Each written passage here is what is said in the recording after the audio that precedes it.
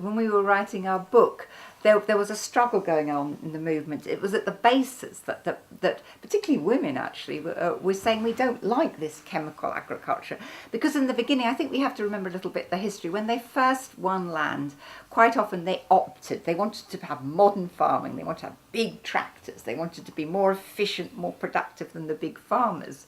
So they got resources for these tractors, they had pesticides and fertilizers, and it didn't really work. They found that they weren't employing a lot of the people on the settlements, and they were having big expenses with all this expensive equipment.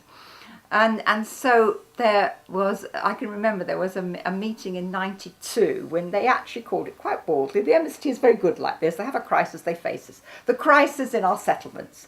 And they all came together and said, well, what are we going to do? We're getting into debt. We're fighting among ourselves. So they decided to decentralise, that each of the settlements should be allowed to farm in the way they wanted to.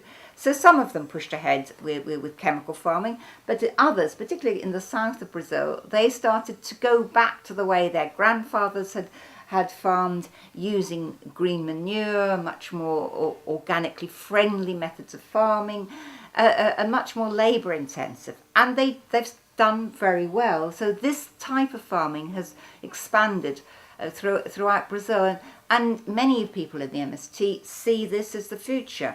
I mean, they foresee over the next 30 or 40 years that oil is going to become very expensive as it begins to run out, that it will be exorbitant, it will be really expensive for them to start importing all these chemical fertilizers and pesticides, and then to pay for the transport to take this produce abroad. So it's likely, and perhaps even inevitable, that Brazil will move towards an organic kind of farming, more geared to the local market.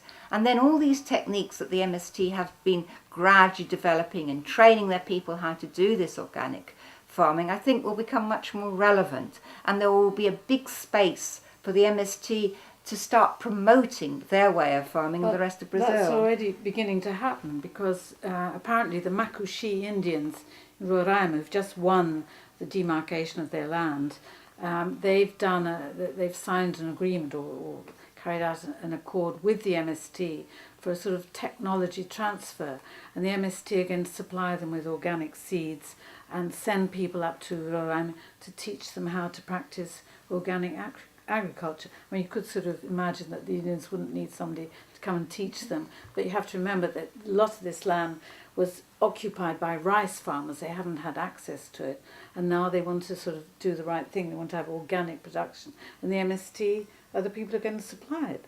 And, so maybe this is going to happen in a lot of other places too. The MST are going to be supplying the technology, the know-how for organic farming.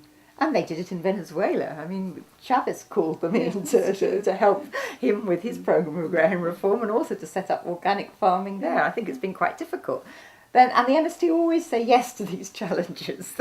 They're always ready to take something else on, and anything that will promote the cause.